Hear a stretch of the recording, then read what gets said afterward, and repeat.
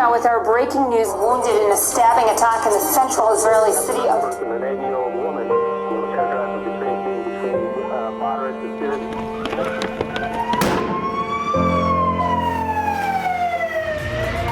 This is really a country, an area that's totally on edge at the moment.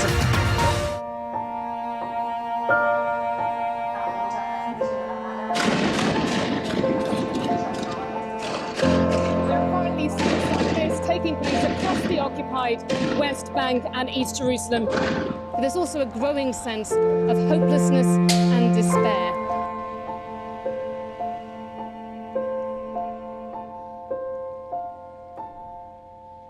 Fear is back in Israel. Die Angst ist wieder da.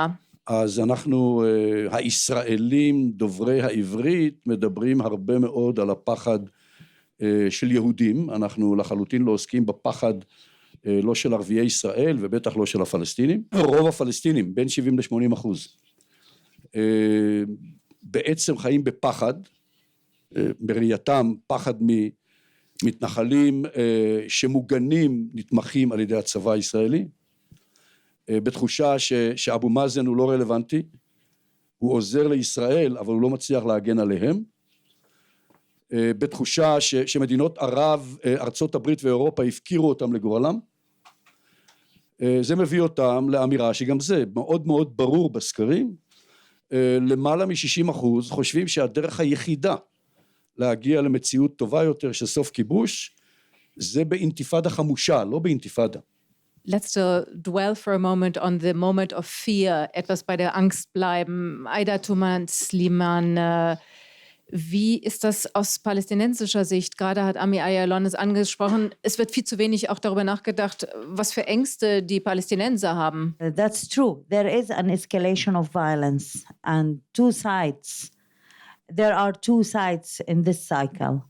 And two sides are murdered and two sides are killed. But one side is under occupation. One side is the one who is deprived of its right for liberty, for life of dignity, for not being humiliated, for not being in a situation where there is a threat every day. We are talking about also a situation where do we know or do we remember that since the last escalation, there are more than 35 people from the Palestinian side who were killed and more than 4,000 injured. I mean, and we are still saying if we need to also speak about the fear. There is an attempt on the Israeli side to show it as if it is cut off from the whole process and the continuous occupation and the escalation that has been occurring on the Palestinian case since in the last few years especially. And as if all of it happened and started from the Al-Aqsa, the violations, the provocations, whatever you want to talk about. Why I'm mentioning this? Because I think there is no ability to understand the fear or the despair of the Palestinian people and the frustration that might lead to exactly young people who are supposed to be now on a stage of dreaming of a future, ending their lives very consciously. I mean, no one thinks that one of those young men is going to do whatever he is going to do, stabbing or attacking an Israeli, and would survive that. We have two nations, two people that are sharing one homeland, but we are share not the precise fears, but we are post-traumatic, that we are in the middle of a new trauma again and again. It's ongoing, it's endless, and we cannot cure this. We are not free mentally to cure this fear. for one example, I think that this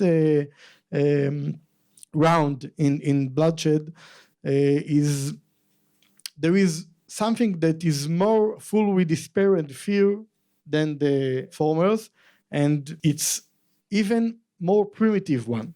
It's unorganized one. It's from the both sides. We can see the stabbers, and we can see the reactions, like yesterday evening in the central bus station in Beersheba. If we just look here in Jerusalem, it's very visible. The Israeli government has tried to somehow block out or help this fear on the Jewish Israeli side with a wall, with building a huge wall. If you think about that, what has it done to the minds of Israelis? Has it worked somehow, or has it just put the fear in another place? One thing I want to say about the wall is, yes, for many years it gave Israelis a false sense of security. They didn't look beyond it so much, but it was an illusion in a number of ways, for us too. It was an illusion to think that the main illusion for Israelis is that they didn't pay attention to everything that Israel is doing, not just what's on the Palestinian side, but what Israel is doing beyond the wall. And the other illusion was that they thought the wall brings security, when actually many Israelis, and I know this from talking with many people, were completely unaware of the Palestinian security cooperation with Israel, which is another main reason. More and more, what happens in the West Bank is considered absolutely part of what happens in the heart of Israel. And when settlers are killed, Israelis see it as no different, the public, I mean, from when Israelis inside the Green Line are killed. And you know what? I'm going to say something also that I think is important to be said. I agree with them. In other words, the life of a civilian is the life of a civilian. The settlement activity is a political activity. The way to fight it should be political and not by killing civilians. And I think that is something that is, needs to be said. So I said it. That's one thing. The other thing is that when it comes to understanding the Palestinian side, I'm also going to be a little bit chutzpah, because I'm not Palestinian, but because I track public opinion closely and I read the surveys of Shikaki and I work with a lot of people who are from East Jerusalem and other parts, I think that one of the things that we talked about, the frustration and the fear and the hatred and all this, we need to understand that it's not by accident that this started in Jerusalem, because Jerusalem is the place of the most obvious relative deprivation. It's not just religion. It's not just, the other things. It's relative deprivation because they are living complete. I came from Jabal Mukaber. Here it's like 1.5 kilometers. And around the corner, you're in one of the nicest neighborhoods in Jerusalem. And the people living here see the essentially very high quality lifestyle of Israelis every single day. They work and they build their homes and they do lots of things, not just build homes. They're, doctors and professionals as well. And the sense of absolute, completely different trajectories. One, a Jewish trajectory in Jerusalem, which is full of horizons and hope.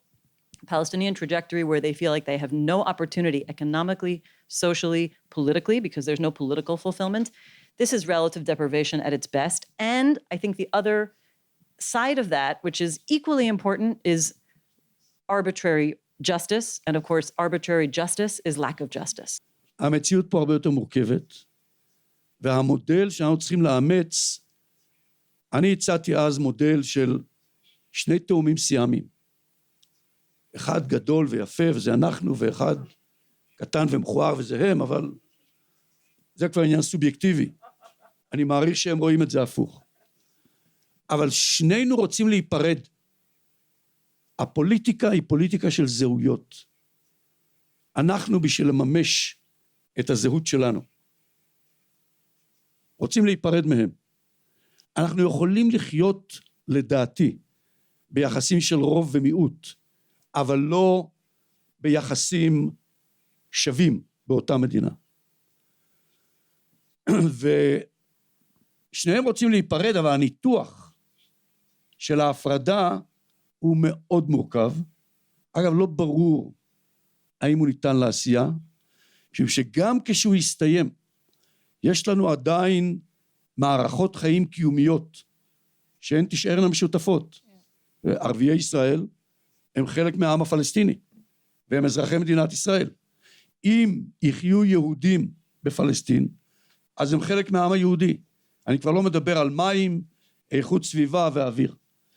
כך שהתהליך שאנחנו עוברים, אפשר לחיות בו בהרבה מודלים. אבל הכל צריך להתחיל בהבנה שכל אחד מהעמים צריך לממש את הזהות שלו, ואז ניתן יהיה לחשוב על מערכת יחסי הגומלין בין שתי המדינות. What you just told us, there's a discussion when Yitzhak Rabin was still alive. That's more than 20 years ago. He was killed 20 years ago, but the discussion took place before. 20 years gone, 20 years lost in a way. And Israel has seen that cutting off land like Gaza doesn't give the peace and the non-violence that every Israeli aspires to. So, two states, is it still a valid solution? לדעתי זה הפתרון היחיד. אם נדע, עד היום דרך אגב לא עשינו שום דבר בשביל שזה יקרה. זה הכל אילוזיה. Yeah, this is why I meant lost. הכל אילוזיה. את שואלת אותי האם הפסדנו 20 שנה או לא, אני לא יודע, אין לי פרספקטיבה היסטורית על מנת לומר לך. יכול להיות שאין עדיין בשלות, אבל אין שום הסדר אחר, אלא הסדר של שתי מדינות, ושתי השאלות היחידות שאני שואל את עצמי, א', לא איך להגיע להיפרדות מהפלסטינים, אלא איך להגיע לשם ביחד, שלא במלחמת אחים, משום שלהתחיל לבנות את הציונות מחדש, אנחנו נצטרך להתחיל רק ביום שאחרי. אנחנו מדחיקים הרבה מאוד מבעיות היסוד שלנו, אפילו השאלה הפשוטה. אנחנו אומרים יהודית דמוקרטית, מה זה הדבר הזה?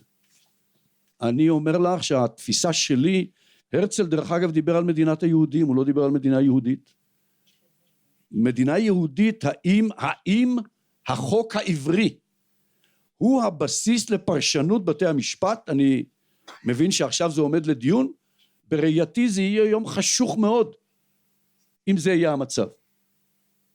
וכפי שאני מעריך שהרבה מהפלסטינים לא רוצים שהשריעה תהיה המשפט הפלסטיני.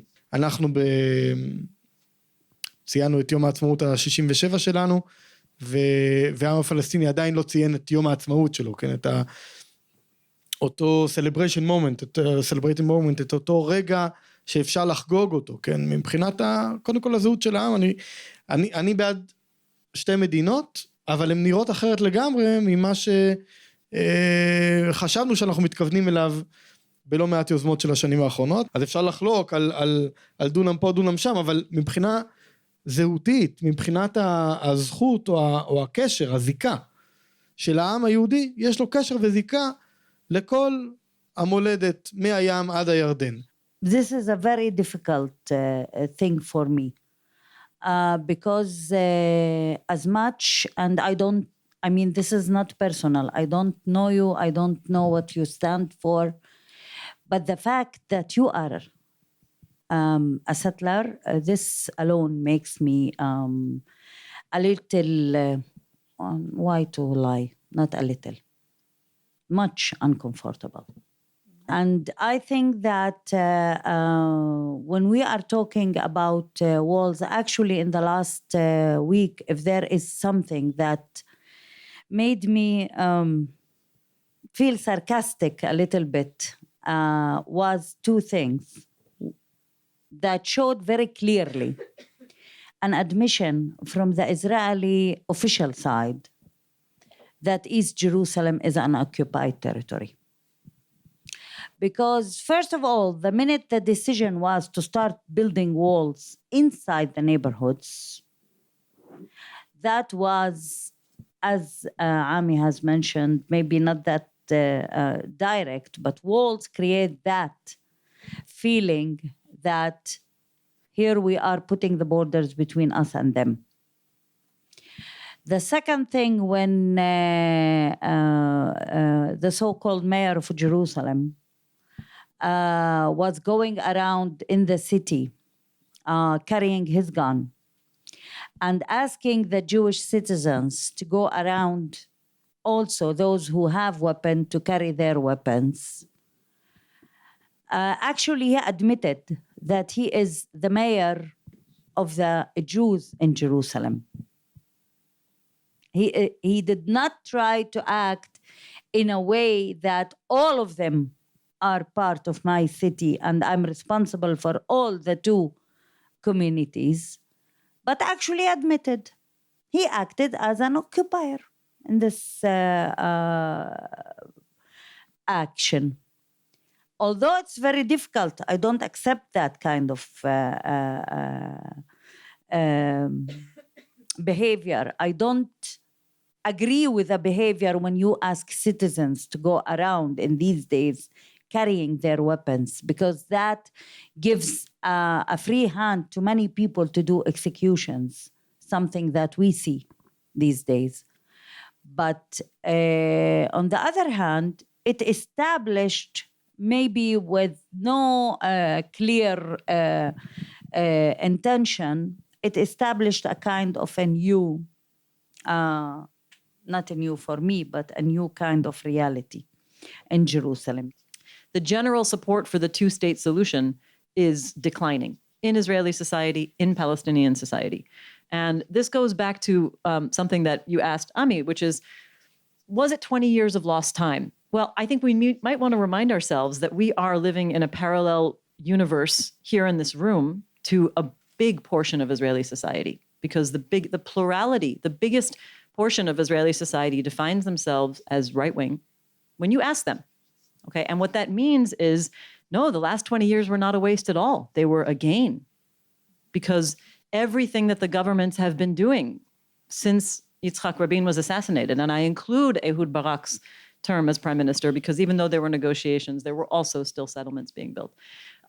Everything in the government's policy in those 20 years has essentially deepened Israel's, essential control in the West Bank, whether it's settlement construction, infrastructure construction, and the location, the strategic location of settlements, and the permanence of settlements. Okay, so not just, another caravan here, another caravan there, but turning a college into a university, building cultural centers.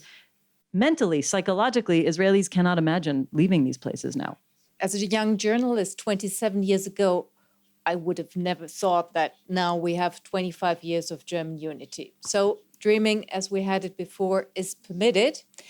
On the other hand, I read in a German newspaper these days or last week, I can't remember, that now was the occasion that Benjamin Netanyahu could rise and become the great hero of his people if he came up with an idea to bring, yes.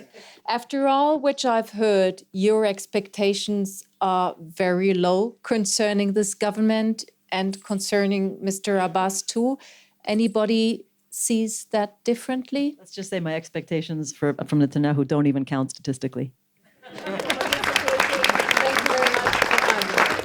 Very important that there's a dialogue that takes place between Germans and Israelis. I think that is being pragmatic. That is not to forget what happened in the past. It's to help to heal and to build and go forward. And I think that that's very important and very valuable. About tonight's discussion, I think it was also important that we had a German moderator and also that there was a Palestinian member of the Knesset and three different Israelis who gave different viewpoints. And I think it's very important in these kind of public discussions about political reality, about the terror situation at the moment, are discussed in a free and open way as they have been tonight. Well, the Jerusalem Talks of the Heinrich Böll Foundation intends to create a dialogue between Israelis and Palestinians, but also between Israelis and Germans, and also to get new pictures, to get new ideas, to rediscuss the old pictures in our head. And I think this discussion was very good. It was quite political. We need more of these kind of people, who are on both sides, but who still can talk. And I'm very pessimistic, also because I don't see leadership. There's a lack of leadership on both sides, who makes it almost impossible to find a solution or to find a way out of this impasse. Es gab einen Moment, den ich sehr interessant fand. Und zwar die Aussage von Ami Ayalon darüber, dass er erstmal gesagt hat, es gibt zwei unterschiedliche Kriege, die Israel führt, nämlich einen um seine Existenz und eine um die Expansion in der Westbank. Und da hätte ich gerne mehr gehört und das fand ich eine ausgezeichnete Unterscheidung. Es war offensichtlich nicht so kontrovers, aber es ging in die Tiefe. Man hat gemerkt, dass es verschiedene Perspektiven gibt und die Leute konnten trotzdem noch miteinander reden. Und das meine ich mit politisch. Der Siedler, als er sagte, eine Heimat für zwei Völker, ich weiß auch nicht warum, es hat mir gefallen. Es hörte sich gut an. Es entsprach so meinen Vorstellungen, weil eigentlich ist das Land viel zu klein, um es zu teilen und zu unterteilen. Also ich würde gern in einem Staat leben, aber mit Augenhöhe mit meinen Nachbarn. Gleiche Rechte und Augenhöhe, dann würde ich gerne in einer Heimat mit zwei Völkern leben.